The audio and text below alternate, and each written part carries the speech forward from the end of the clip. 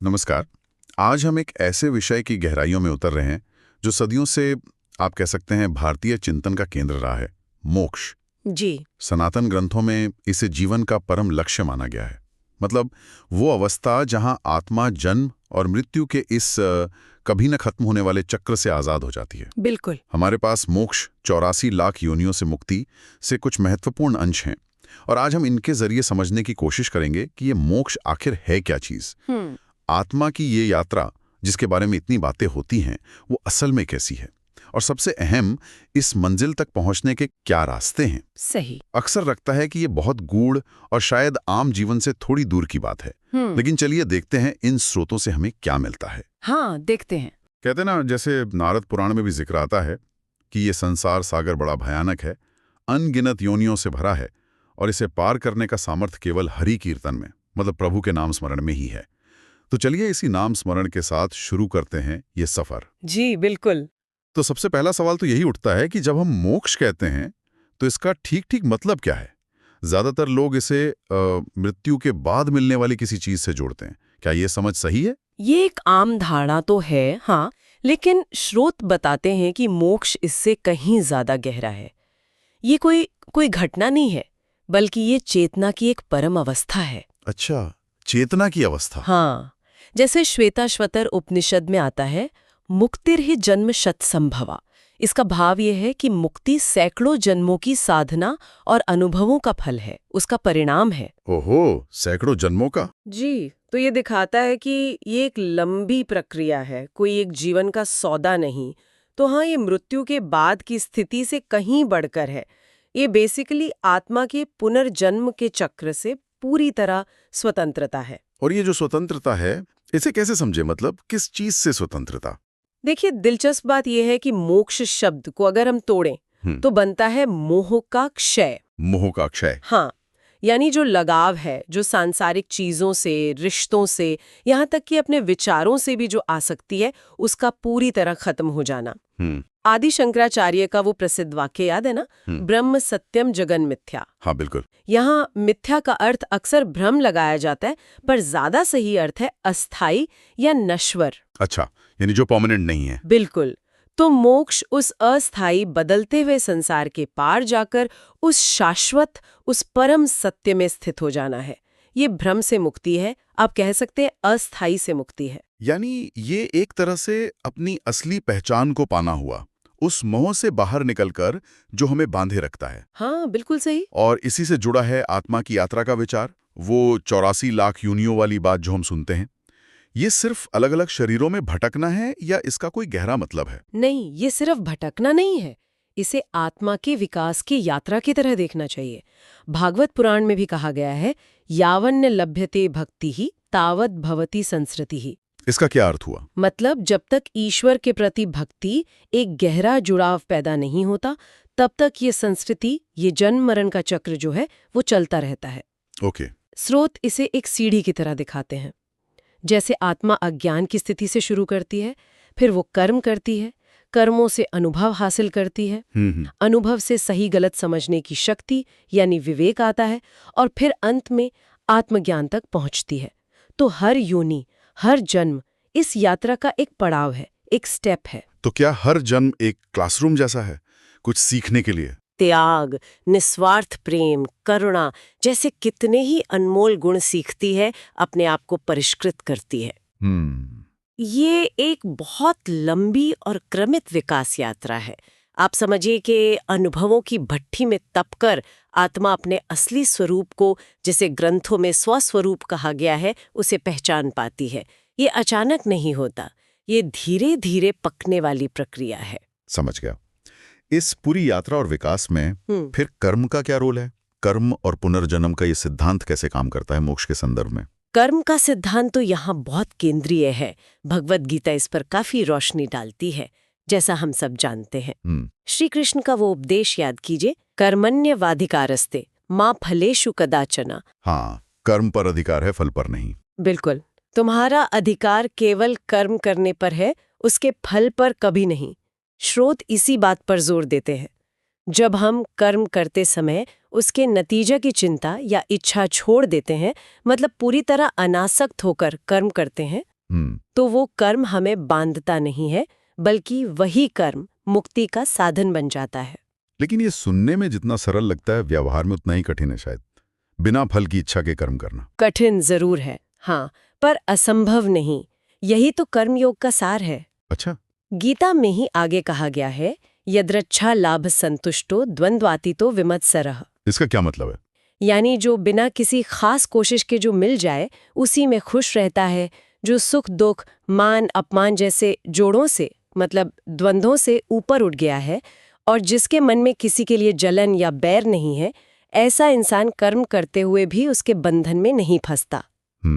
स्रोत बताते हैं कि जब कर्तापन का भाव छोड़कर मैं कर रहा हूँ, ये अहंकार त्याग कर हर काम ईश्वर को समर्पित कर दिया जाता है, तो कर्म बंधन का कारण नहीं बनता, बल्कि वो मोक्ष का दरवाजा खोलता है। अच्छा, तो एक रास्ता हुआ कर्म का, अनासक्त कर्म का। इसके अलावा और कौन से मार्ग बताए गए हैं?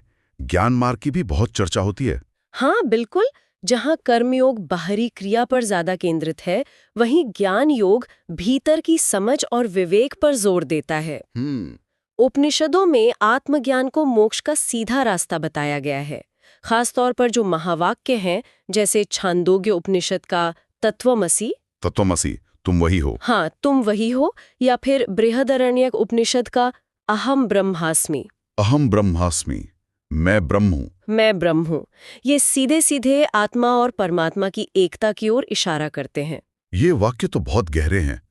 इन्हें सिर्फ जान लेना या याद कर लेना काफी है या कुछ और? नहीं, बिल्कुल नहीं। यही ज्ञान योग की गहराई है। इन महावाक्यों को केवल बुद्धि से समझना काफी नहीं है। अच्छा। इन्हें अनुभव के स्तर पर जीना होता है, महसूस करना होता है। जब साधक ध्यान और चिंतन के जरिए इस सच्चाई को अनुभव कर लेता है कि वो उस परम तत्व, उस भ्रम से अलग नहीं है, तब उसका वो जो अज्ञान का पर्दा है वो हट जाता है। स्रोत इसे ऐसे समझाते हैं कि तब आत्मा को एहसास होता है कि अरे, मैं तो कभी बंधी हुई थी ही नहीं, ये बंधन सिर्फ एक भ्रम था, एक गलत पहचान थी। ओहो। यही ज्ञान मोक्ष है। ये किसी बंधन को तोड़ने जैसा नहीं है, बल्कि ये समझने जैसा है कि बंधन था ही नहीं, ये भ्रम का अंत है। वाह। कर्मयोग, ज्ञान योग, और एक मार्ग जो शायद सबसे ज्यादा लोगों को अपनी ओर खींचता है, वो है भक्ति योग। इसके बारे में स्रोत क्या कहते हैं? हाँ, भक्ति योग ये हृदय का मार्ग है। नारद भक्ति सूत्र कहता है, सात्वस्मिन् परम प्रेम रूपा। इसका अर्थ? यानी भक्ति ईश्वर के प्रति परम प्रेम का रूप है। इसमें तर्क या ज्ञान से ज्यादा जोर विश्वास, समर्पण और प्रेम पर है। स्रोत में गजेंद्र मोक्ष का उदाहरण बहुत सुंदर है। जब वो मगरमच्छ के जबड़ों में फंस गया और उसे लगा कि अब कोई ताकत उसे नहीं बचा सकती। हाँ, वो कथा तो सुनी है। तो उसने सब कुछ भूलकर पूरे दिल से पूरी तरह डूबकर भगवान को पुकारा, नारायण नारायण, और कहते हैं भगवान विष्णु स्वयं उसे बचाने दौड़े आए। तो भक्ति एक तरह का, क्या कहें, शॉर्टकट है, या इसे कैसे समझें? शॉर्टकट कहना शायद ठीक ना हो, पर हाँ, ये एक सीधा और सरल रास्ता जरूर माना जाता है। अच्छा। भक्ति को आप एक पुल की तरह समझ सकती हैं, जो आत्मा को सीधा परमात्मा से जोड़ देता है। जहाँ ज्ञान योग में विवेक और आत्मविश्लेषण मुख्य हैं, वहीं भक्ति योग में बस एक चीज चाहिए, सच्चा निष्कपट प्रेम और पूर्ण समर्पण। जहाँ अहंकार पिघल जाता है और सिर्फ प्रेम बचता है, स्रोत कहते हैं, वहाँ ईश्वर का अनुभव बहुत आसान हो जाता है। प्रेम की पुकार ईश्वर अनसुनी नहीं करते। तो हमने 3 मुख्य मार्गों की बात की, कर्म, ज्ञान और भक्ति। क्या श्रोते ने ही मोक्ष के द्वार मानते हैं या और भी कुछ है? मुख्य रूप से इन 3 के साथ एक और मार्ग, राजयोग, को मिलाकर 4 प्रमुख मार्ग बताए गए हैं। 4? कौन कौन से? पहला कर्म योग, यानी निष्काम सेवा और कर्म। दूसरा ज्ञान योग, आत्मचिंतन, विवेक और सत्य का ज्ञान। तीसरा राजयोग, जिसमें ध्यान, धारणा, समाधि के अभ्यास से मन और इंद्रियों पर पूरा नियंत्रण हासिल किया जाता है। अच्छा, राजयोग। हाँ, और चौथा भक्ति योग, ईश्वर के प्रति अटूट प्रेम और संपूर्ण समर्पण। ये चारों रास्ते सुनने में तो काफी अलग लगते हैं। कोई कर्म पर जोर दे रहा है, कोई ज्ञान पर, कोई ध्यान पर, तो कोई प्रेम पर। हाँ, ऊपर से देखने पर ये अलग लग सकते हैं, बिल्कुल, लेकिन यहाँ एक दिलचस्प बात है। इन सब का निशाना, आप कह सकती हैं, लक्ष्य एक ही है। वो क्या है? वो निशाना है आत्मा को उसके सीमित मैं यानी अहम भाव से, उसकी चिपकी हुई आदतों यानी आसक्तियों से और उसके कर्मों के बंधन से आजाद कराना। हर मार्ग इसी मोह और अहंकार को अलग अलग तरीके से काटता है। कोई कर्म के जरिए कर्तापन मिटाता है, कोई ज्ञान के जरिए अज्ञान हटाता है, कोई ध्यान के जरिए मन को शांत करता है और कोई प्रेम के जरिए मैं को ईश्वर में विलीन कर देता है। मंजिल सबकी एक ही है, आत्मा का अपने अनंत सच्चिदानंद स्वरूप में वापस स्थित हो जाना। ये समझना बहुत जरूरी है कि रास्ते अलग होकर भी मंजिल एक है। अच्छा, अब एक और बात जो अक्सर सुनने में आती है वो है जीवन मुक्ति। क्या मोक्ष मरने के बाद ही मिलता है या जीते जी भी संभव है? हाँ, ये एक बहुत ही महत्वपूर्ण अवधारणा है जिसका जिक्र श्रोत में मिलता है। जीवन मुक्ति का अर्थ ही है जीवन में ही मुक्त हो जाना। जीते जी मुक्त। जी, योग वाशिष्ठ में स्पष्ट कहा गया है, अपि सन्निहिते देहे आत्मा मुक्तोपि दृश्यते, यानी शरीर के रहते हुए भी आत्मा मुक्त अवस्था को पा सकती है। तो ये धारणा बिल्कुल गलत है कि मोक्ष सिर्फ मृत्यु के बाद ही संभव है। तो कैसा होता होगा वो इंसान जो जीवन मुक्त है? क्या वो दुनिया छोड़ देता है, साधु बन जाता है? जरूरी नहीं कि वो दुनिया छोड़ दे। जीवन मुक्त व्यक्ति संसार में रहता है, अपने सारे काम करता है, रिश्ते निभाता है, लेकिन भीतर से वो पूरी तरह अनासक्त होता है। अनासक्त? हाँ, उसका मन एकदम शांत रहता है, जैसे गहरी झील का पानी। उसके दिल में किसी के लिए राग या द्वेष नहीं होता, वो निर्मल होता है। और सबसे बड़ी बात, उसकी दृष्टि में समत्व आ जाता है। समत्व मतलब वो हर किसी में, हर चीज में उसी एक परमात्मा को देखता है। इसलिए वो दुनिया के सुख, दुख, मान, अपमान, सफलता, असफलता, इन सब से ऊपर उठ जाता है। वो शरीर में रहते हुए भी शरीर और संसार के बंधनों से आजाद होता है।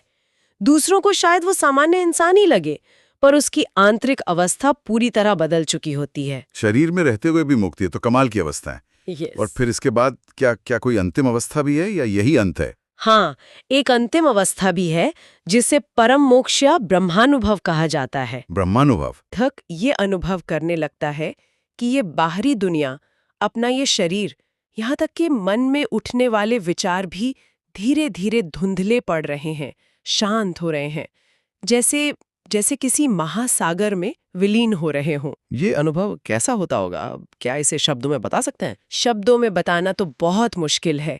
बृहदारण्यक उपनिषद इसे बहुत ही खूबसूरती से लेकिन संकेतों में बताता है। यत्र नान्यः पश्यति, नान्यः शृणोति, नान्यः विजानाति स मोक्षः। इसका क्या अर्थ हुआ थोड़ा सरल शब्दों में? मतलब वो अवस्था जहां कोई दूसरा नहीं रह जाता, न कोई देखने वाला बचता है, न कोई सुनने वाला, न कोई जानने वाला, और न ही कोई देखी जाने वाली, सुनी जाने वाली या जानी जाने वाली चीज या विषय बाकी रहता है। ओहो। जहां जानने वाला ज्ञाता, जानी जाने वाली वस्तु ज्ञेय और जानने की प्रक्रिया ज्ञान, ये तीनों मिटकर एक हो जाते हैं। सब एक? हाँ, सब एक। स्रोत के अनुसार वही परम मोक्ष है। ये आत्मा का परमात्मा में ऐसा विलय है जैसे नदी समुद्र में मिलकर समुद्र ही बन जाती है। आत्मा अपने मूल प्रकाश स्वरूप को पा लेती है। तो अगर हम पूरी बात को समेटें तो ये 84 लाख योनियों की यात्रा एक तरह से आत्मा का प्रशिक्षण है, उसकी ट्रेनिंग है। हाँ, कह सकते हैं। पत्थर से लेकर पेड़ पौधे, जीव जंतु और फिर मनुष्य तक, हर योनि में आत्मा उसी एक परम चेतना के अलग अलग पहलुओं का अनुभव करती है। और मनुष्य जन्म इसलिए खास है क्योंकि यहाँ आत्मा को बुद्धि और विवेक मिलते हैं, जिससे वो अपने भूले हुए असली स्वरूप को, अपनी दिव्यता को फिर से पहचान सकती है, वापस पा सकती है ना? बिल्कुल सही कहा आपने। जैसा कि श्रोत में एक जगह कहा गया है, संसार सागरम तीर्थवा पुनर्जन्म न विद्यते। जो इस भवसागर को पार कर लेता है, जो ईश्वर में स्थित हो जाता है, उसका फिर से जन्म नहीं होता। लगता है श्रोत का अंतिम संदेश भी यही है कि हर जन्म एक मौका है और शायद हमारी हर सांस भी उसी परमात्मा का एक इशारा है, हमें अपनी असलियत की तरफ वापस बुलाने का एक निमंत्रण। बिल्कुल। और इस पूरी चर्चा से एक विचार मेरे मन में कौंधरा है, जिस पर शायद हम सब सोच सकते हैं। हाँ, जरूर। हमने सुना कि मोक्ष का मूल अर्थ है मोह का क्षय, यानी लगाव और भ्रम का मिटना, और अंतिम अवस्था है दूसरेपन का मिट जाना, सब एक हो जाना। अगर यही सार है तो क्या हम अपने रोजमर्रा के जीवन में झांक कर देख सकते हैं? वो कौन सी छोटी छोटी चीजें हैं जिनसे हम चिपके हुए हैं? कौन से छोटे छोटे मोह हैं, किसी वस्तु से, किसी व्यक्ति से, अपनी किसी आदत से या अपने ही विचारों से? हाँ, ये तो सोचने वाली बात है। वो कौन सी छोटे छोटे अहंकार हैं, वो मैं और मेरा का भाव जो हमें जाने अनजाने दूसरों से अलग और शायद श्रेष्ठ महसूस कराते हैं। शायद इन सारे छोटे छोटे बंधनों या अलगाव के भ्रमों को एक झटके में मिटाना संभव ना हो, पर क्या हम कम से कम उन्हें देखना, उन्हें पहचानना शुरू कर सकते हैं? हाँ, पहचानना तो पहला कदम होगा। शायद सिर्फ उन्हें पहचान लेना ही उस परम मुक्ति की दिशा में पहला लेकिन बहुत महत्वपूर्ण कदम हो। ये उस अंतिम मंजिल की तरफ एक छोटी सी शुरुआत हो सकती है, भले ही वो अभी बहुत दूर नजर आती हो। इस पर सोचा जा सकता है।